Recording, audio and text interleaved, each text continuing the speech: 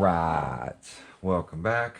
So today we got my dusty Big Rock V2. Oh, need that. But what happened to this rig was it became a parts rig. When my V3 Big Rock broke down, had basically a bent motor plate from the motor that was in it. As you see, this is a V3 motor mount. This mount was bent. I stole parts from this rig to fix that one. On top of this one's slipper clutch, I stole the slipper pad out of this to put the metal gear into my V3 Big Rock so that I could literally put that one back together, because when you go to a metal gear you need two pads on one side, two pads on the other side, instead of two and one pad. When I originally did my V3 Big Rock, and it stripped the plastic gear, I never saw the pad on one side, and I ended up tossing the bad gear, which entailed tossing one of the slipper pads. Just like not too long ago. And so a subscriber said, hey, you didn't put the pads in on one side. And I took it apart and realized, you know what? He's right. I never put the pad back in. So I had stole it from this one to finish the Big Rock V3, and then found the bent motor mount and found a bunch of stuff. So then I took parts from this. Well, then I got a metal gear for this one. You guys saw my daughter, she got a new 3S line of RCs that had issues. So when that came up and I decided to put the metal spur gear in hers and steal one of the pads so that she could have 4 pads for hers, and I did that video, I stole even more parts from this thing. So, like I said when we started it, is that I contacted the local hobby shop where I got said RC, and they warrantied out this part for me. So this is the new part, which I had stolen from this RC. So now it's time to put this one all back together. So this brass piece on this side is not supposed to come off. So now I have 2 plastic gears, and this one's going to go back together with a plastic gear. So with all that being said, we are now going to, since I only have 3 pads left, because I am going to get this RC put together. And I believe these were the old pads. Yeah, these were the old slipper pads. And the new slipper pads are these short ones.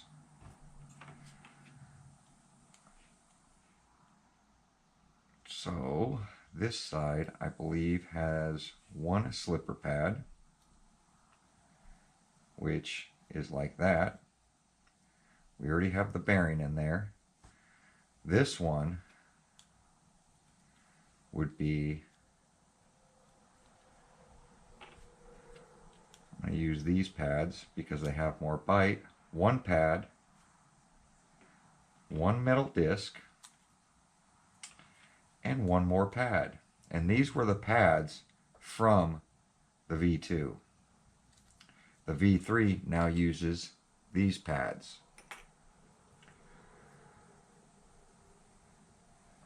So with that like that, and this needs to go in between that washer like that.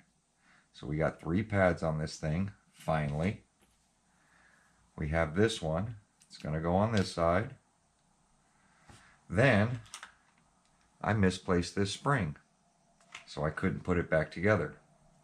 So I had to get another spring. I think it went out with the other part, but that would be spring, a spacer, a washer, and another spacer, and that would go in here.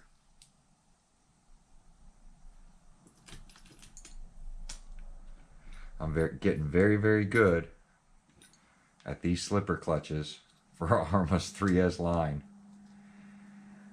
And then this would bolt together.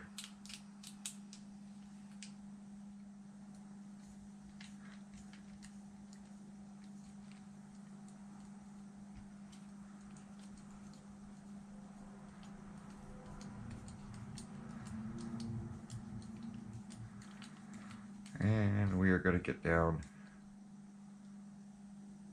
to that spring. Now, this side has the bolt sticking through. This side doesn't. People were asking me, Earl, how do you get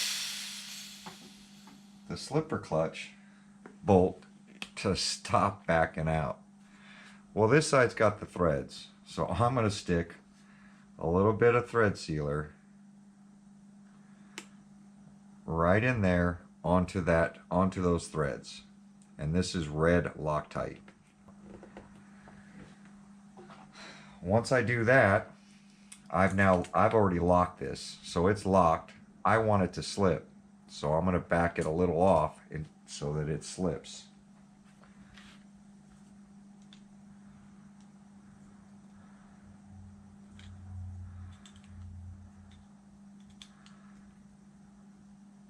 So that I get some slip out of this slipper clutch.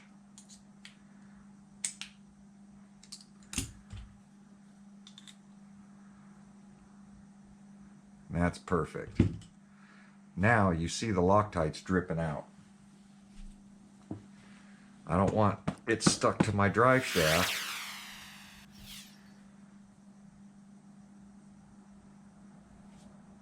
So I'm going to get some of that Loctite out of there.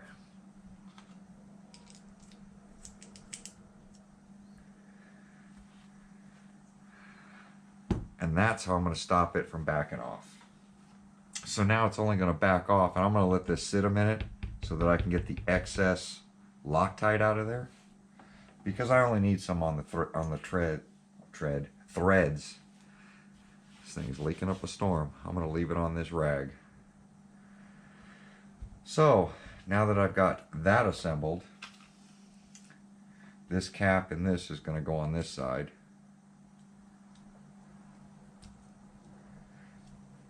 Like that. I still have 2 extra pads. Now I have some hardware in here, which might just be that bolt and those 2 bolts. So those are the motor mount bolts. And like I said, I keep these Futaba or my receiver lids because I like to put, when I take things apart, I'll put them in these containers and then I'll put them inside the RC. So I have all the hardware with that RC to stick it back together. So now that we got that, we're going to have to put this motor mount back together. So it looks like the bolts were on this side for this motor mount.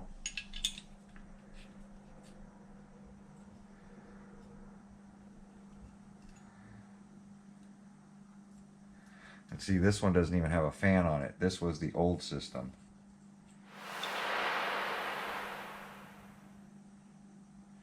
It looks like the ones with Loctite are that one and that one.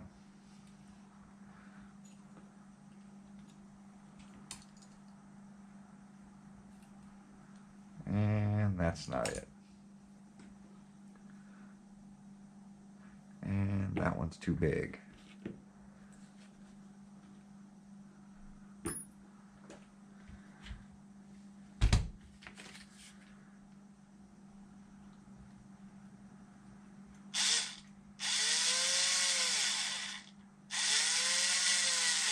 Am I missing it already?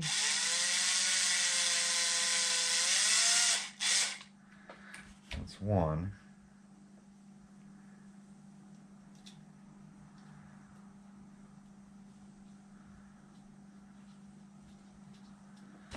This is two.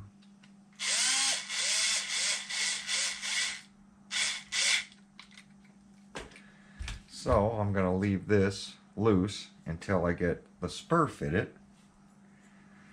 which I forgot to put the bearing on. I believe it goes this side.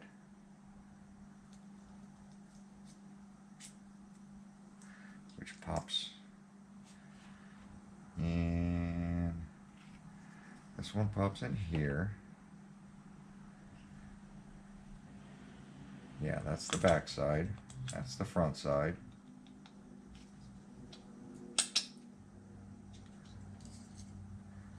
Huh. Dropping everything.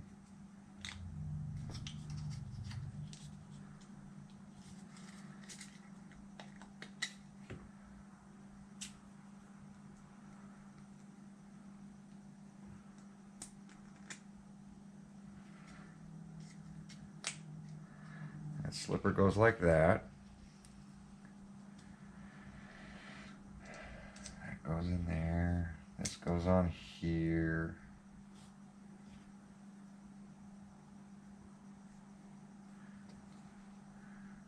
Tell me I was supposed to put this on this mount first, which I think I'm supposed to.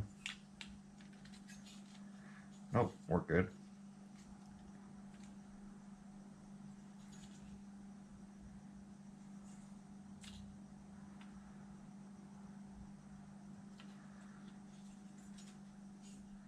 This is the one that goes in here to hold that motor plate down.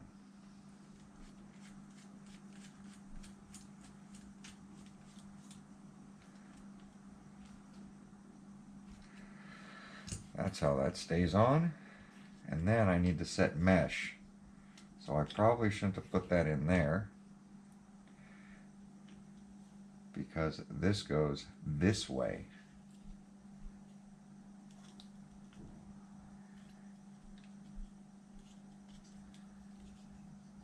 No, wrong way. This goes this way. Like that. And we're going to adjust our mesh. I hope.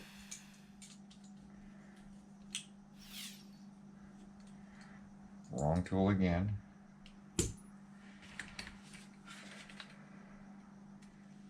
So this is going to go... this is backwards. Man, I'm all messed up.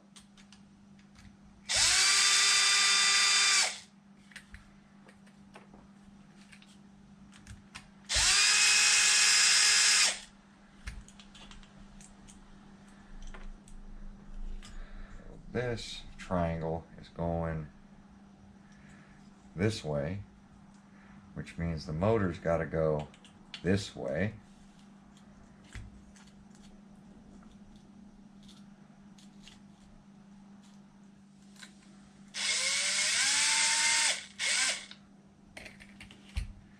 Here's one.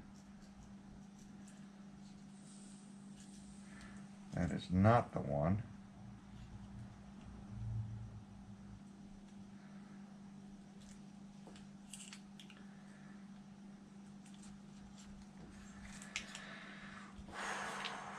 I should have taken a picture.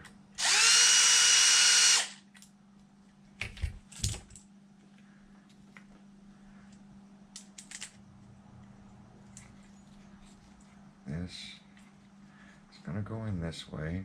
That's got to go this way. These have got to go to the side.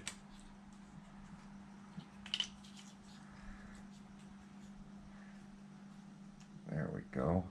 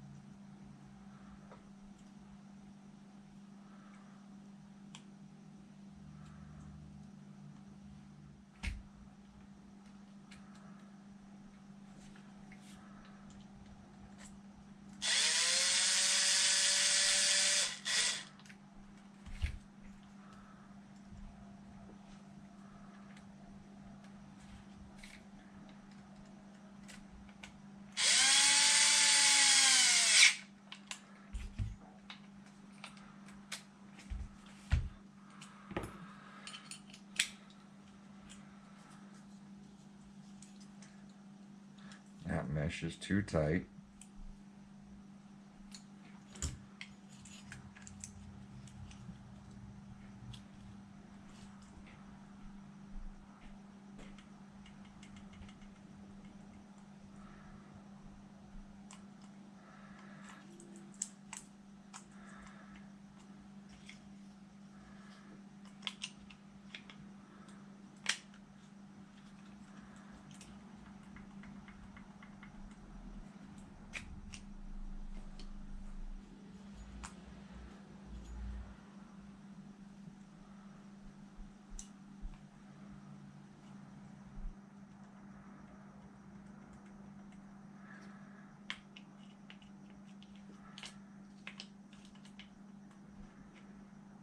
That's how long this thing's been apart.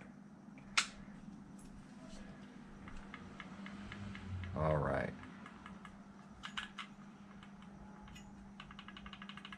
Perfect mesh. Now that I know that, I'm going to crank these bolts down. Oh, did that turn?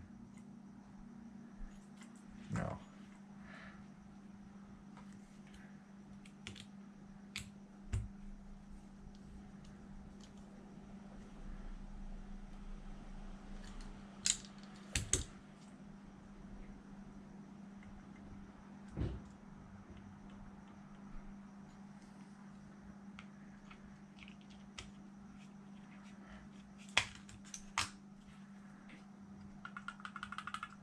Perfect.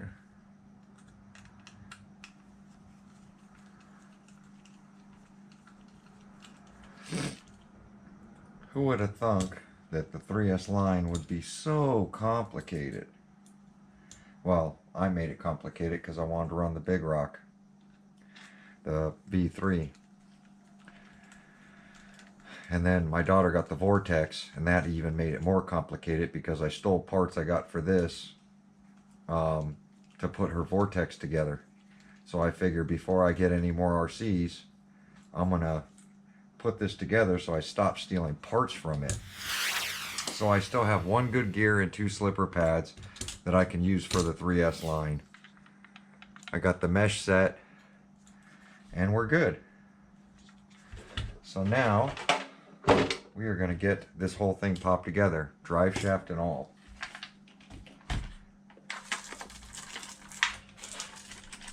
And as you see, this RC is pretty much brand new because I just don't use it. I never used this one since I got it.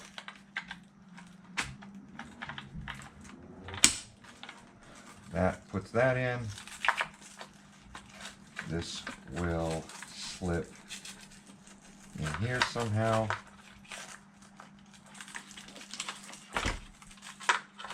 So that it won't come back out. And I put the screw in there so I didn't lose it. That's why it's not sitting flat.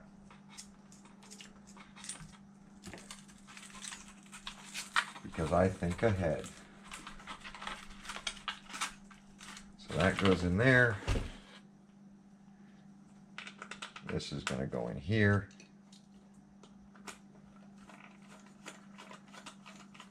So plastic gears, 3 slipper pads. Metal gear, 4 slipper pads.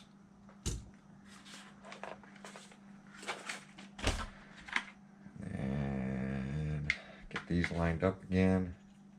So orange is the first one. Get them popped into my bracket. Yellow is the second one.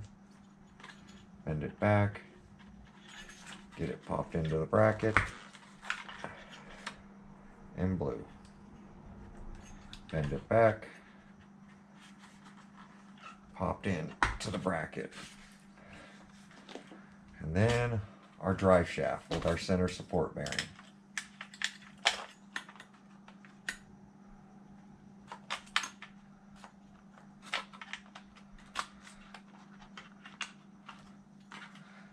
And the bearing in there, that in there. And we are back in action with basically 3 extra parts that I'll put in my parts bin. And that should 100% stop our slipper from backing off because of the Loctite we put in there. So I have had that question a few times.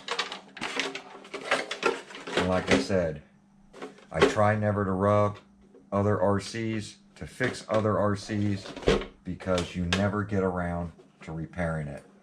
The whole week, all I've been doing is repairing RCs that I stole parts of, had broken parts that I needed to get put back together again.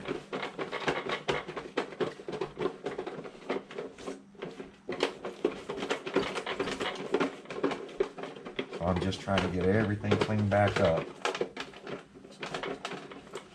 so that I have RCs to rip and bash without having to worry about repairing before I go out. It's the worst feeling to grab an RC and realize it's broken.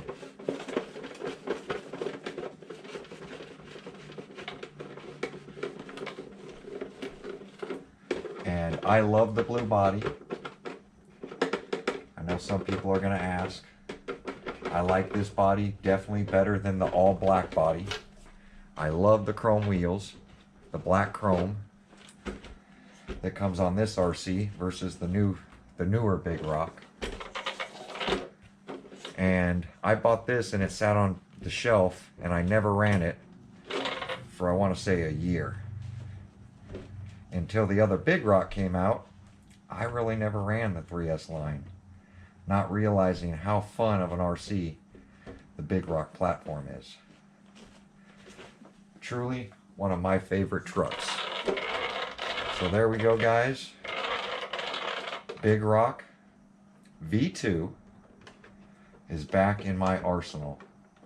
And I'm going to continue working on RCs until I get my fleet put back together. And I just noticed there's a body mount missing off this one. A tether and everything. Wow. Who would have thunk it?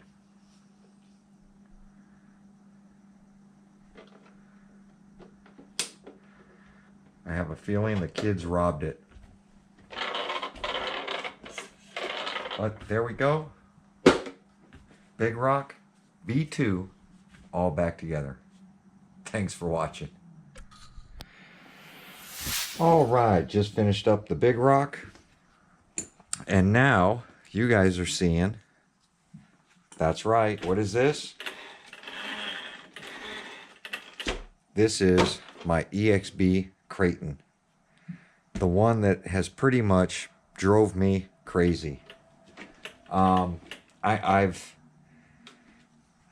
don't even know what to say about this thing, honestly. I wish I can complain some more about this RC and how much of a disappointment it was to me. But the rear diff on this thing, it's got a brand new rear diff, complete assembly that I put in this with a brand new limited slip rear differential that's in it that I paid for. It's not the warranty one, because the warranty one went in there and it broke the housing. So I went ahead and paid a bunch of money and bought a complete rear diff with a limited slip. Here is my diff nightmares. Here's the one that it busted up the housing that I just pulled out of this. Here's the one that originally came in it that's stripped out, that I JB welded together so I can run it. And here is another half housing that I have, all from, I call this the Kraton differential graveyard. Arrma's attempt at an extreme basher is right here. And now we're adding this part. Now everybody told me to get hot racing But did I listen? No. Integy. Some people call it energy. But Integy. Integy. I got an Entergy or Integy rear metal differential housing. That's right.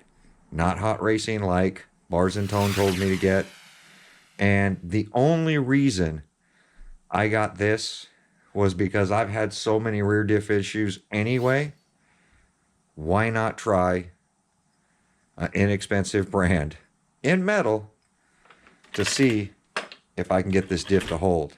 If I can get the rear to hold, and it was red. I didn't want black anymore. Hot racing with their black and chrome, I just didn't want it. I want it red. It matches everything on the EXB. So we're going to throw that in there. If I can get the rear to hold and I break the front, I have no problem buying another one of these, sticking it on front and doing it to the front. But I'm not going to waste one more dime on this RC until that rear diff holds 3 battery packs. So far, I get not even 1 pack out of it anymore. It's held 1 battery pack the first time I ran it. By the second time I ran it, all it's been doing is breaking. So we are going to get this fixed now. I would do it in this episode, but the video's too long, so stay tuned for those repairs. That'll be on the next episode. Thanks for watching. Like, comment, subscribe, and we will see you guys on Earl's Repairing and Maintaining His Fleet series. Thanks for watching.